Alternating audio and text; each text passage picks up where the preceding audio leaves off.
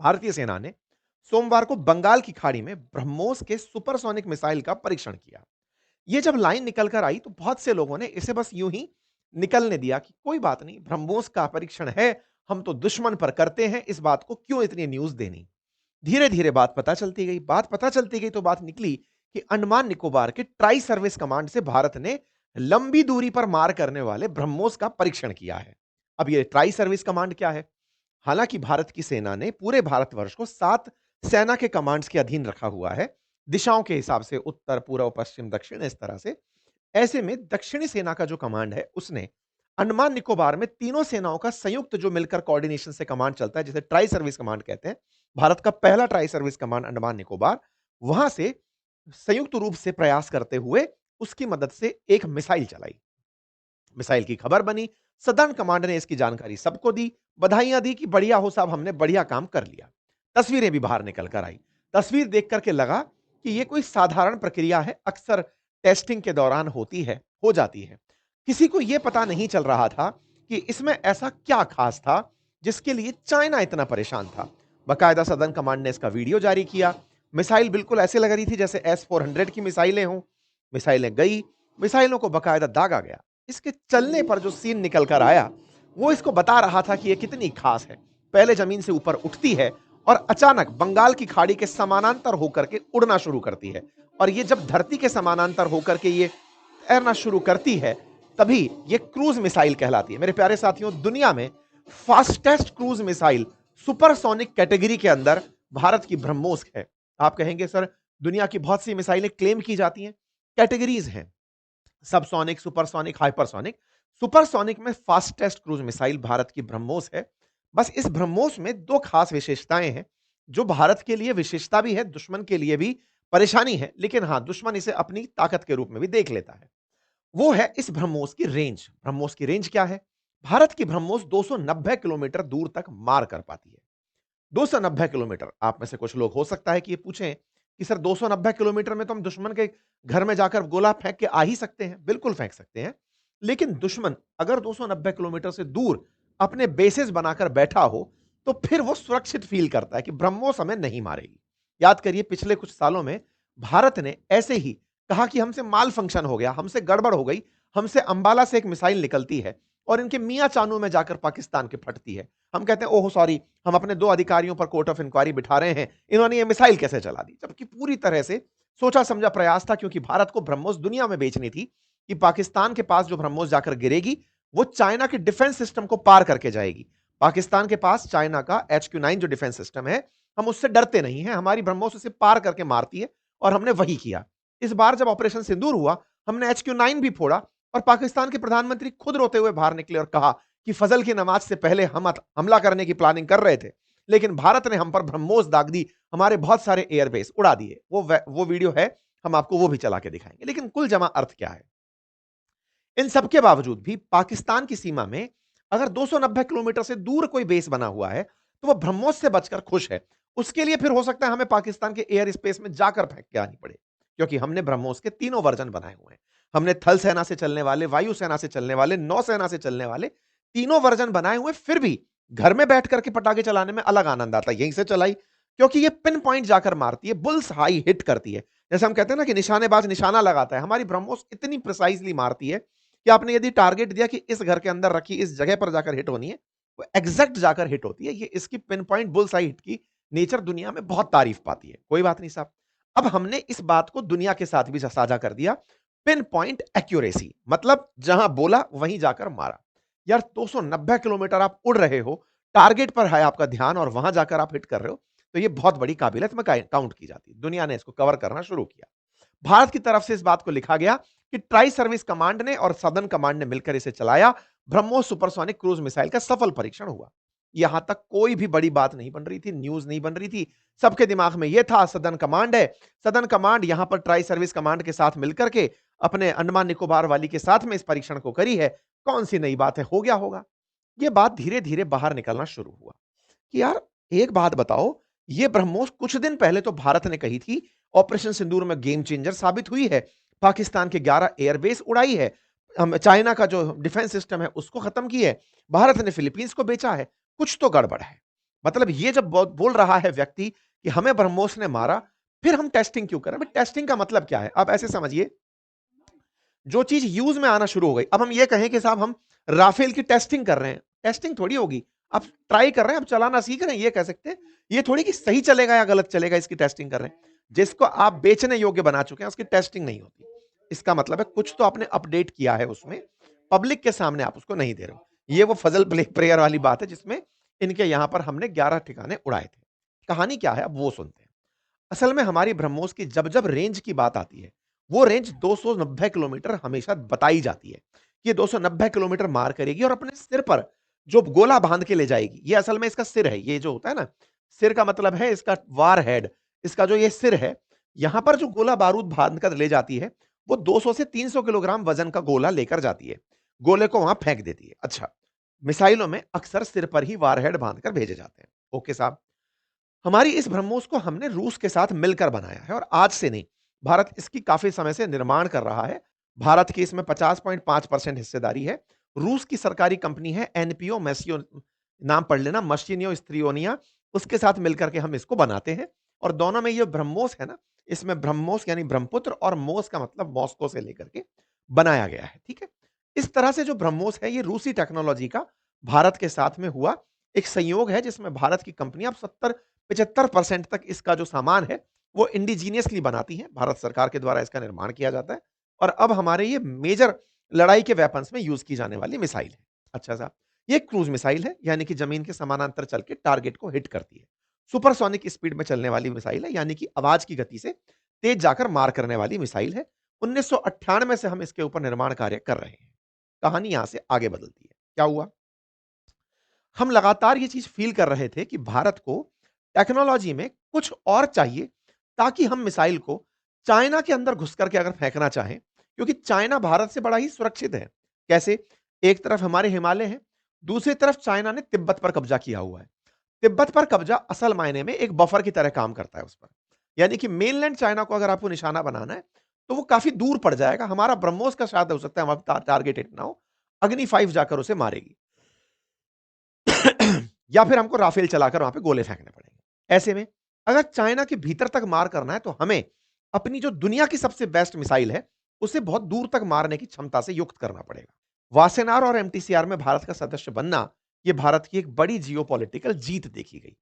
MTCR के जब हम 2016 में सदस्य बने, जिसमें मात्र 35 देश ही शामिल हैं, उस ग्रुप के अंदर जुड़ने का मतलब था कि ये 35 देश वो थे जिनके पास मिसाइल में, जो तकनीकी मिसाइल हैं, उनके अंदर टेक्नोलॉजी ट्रांसफर 300 किलोमीटर से ऊपर की रेंज का भी किया जा सकता है और 500 किलोग्राम से ज्यादा के जो वॉर हेड हैं, यानी कि सर पर रखकर ले जाने वाले जो गोले हैं, उनकी मिसाइल ट्रांसफर करने की भी इजाजत है। यही कारण है कि 2016 में भारत ने जब इस ग्रुप को ज्वाइन किया, एमटीसीआर को और वासेनार को, तब जाकर के भारत को यह इजाजत मिली कि हम ये तकनीकी ले सकते हैं। जैसे ही एंट्री हम हुए, उसके बाद भारत ने अपना टारगेट डिसाइड किया कि अब हम लॉन्ग रेंज मिसाइल बनाएंगे, यानी 2016 के बाद ब्रह्मोस का नया वर्जन लाया जाएगा, जिसके 3 वर्जन ऑलरेडी हमारे पास थे। चाहे पानी से चलाएं, चाहे हवा से चलाएं, चाहे जमीन से चलाएं, वो मिसाइल अब अपग्रेड होने वाली थी, यानी कि वो 290 से दूर, 500 किलोमीटर से दूर की रेंज पर मार करने के लिए सक्षम होने वाली थी। हमें इसकी तकनीकी मिलनी थी। इसी तकनीकी का परीक्षण भारत ने अक्टूबर 11 में कर दिया था। पहली बार भारत की यह न्यूज बाहर निकल कर आई थी कि हमने सक्सेसफुल टेस्ट किया है ब्रह्मोस मिसाइल का। मिसाइल ने अपनी तरफ से सारे ऑब्जेक्टिव फुलफिल किए हैं। भारत इसकी 2023 में भी टेस्टिंग कर चुका है, नए मॉडल की, जिसके अंदर हम एडवांस सुपरसोनिक क्रूज मिसाइल बढ़ा रहे हैं, जिसमें लिखा हुआ आ रहा है land target at enhance range with advance supersonic cruise missile. हमने इसकी रेंज में इजाफा करना शुरू कर दिया और नए परीक्षण शुरू कर दिए।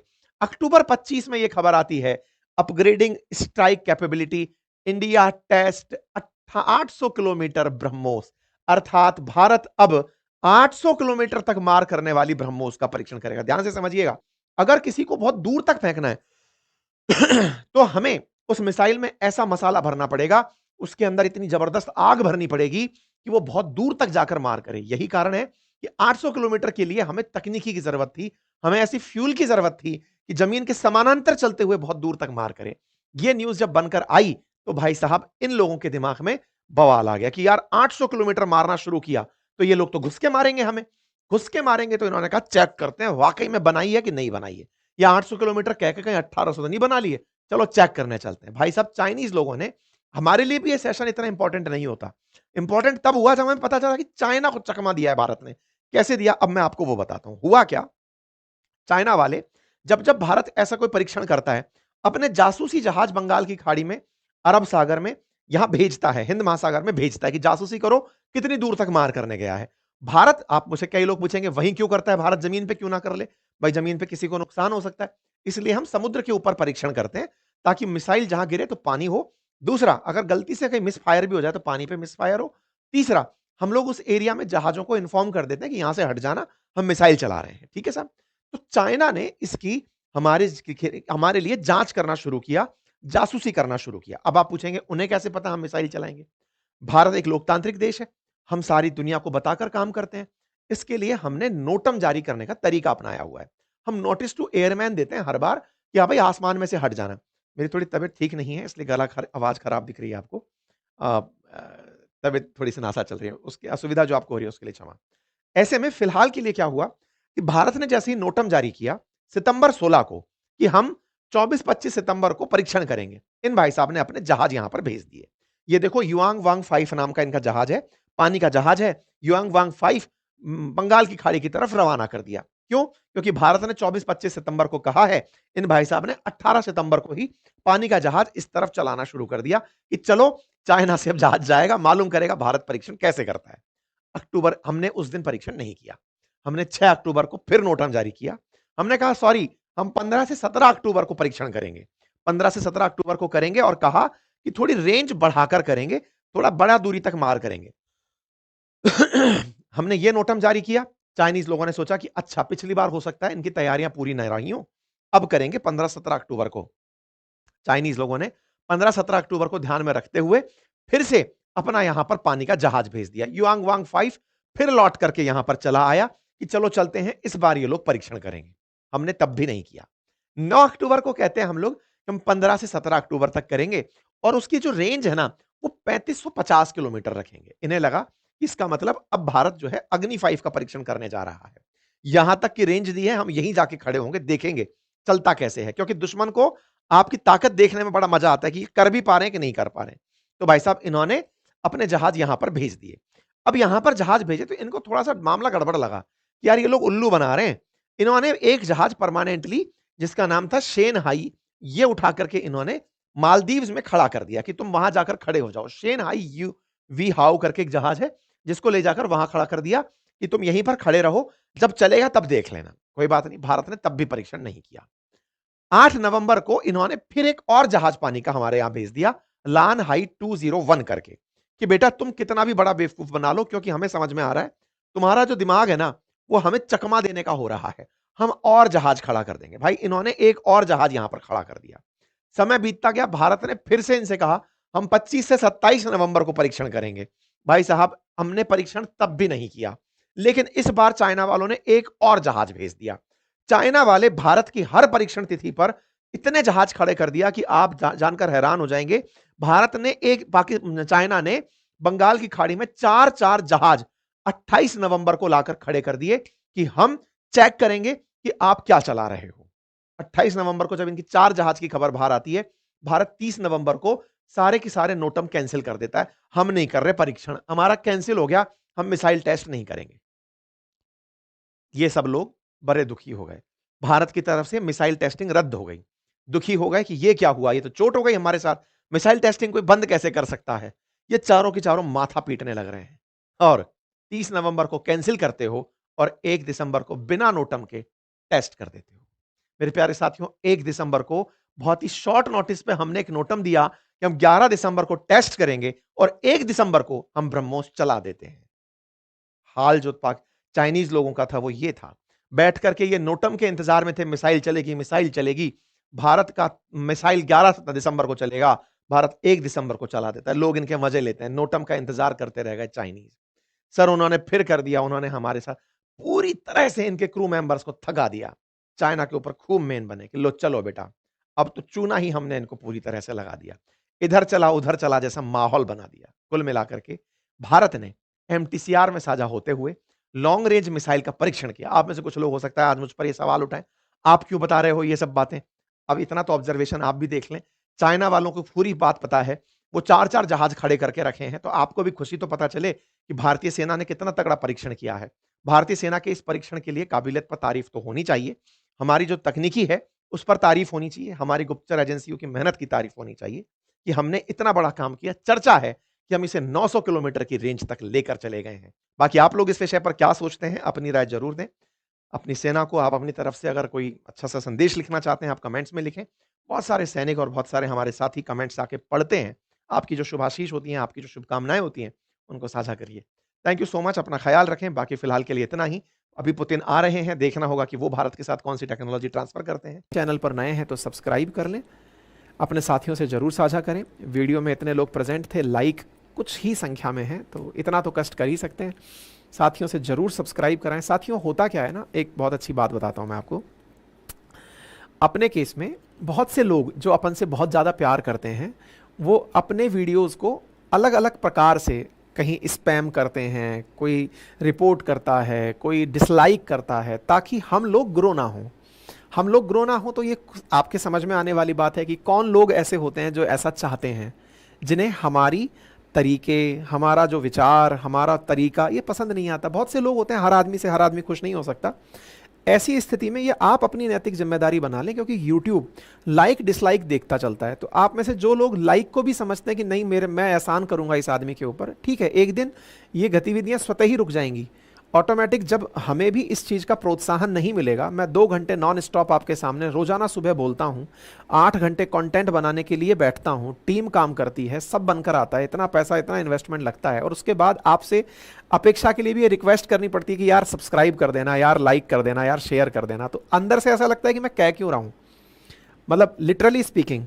लेकिन ठीक है, हम में हो सकता है इस तरह का भाव आ गया हो कि नहीं साहब, हमसे कहोगे नहीं तब तक हमें याद नहीं रहता।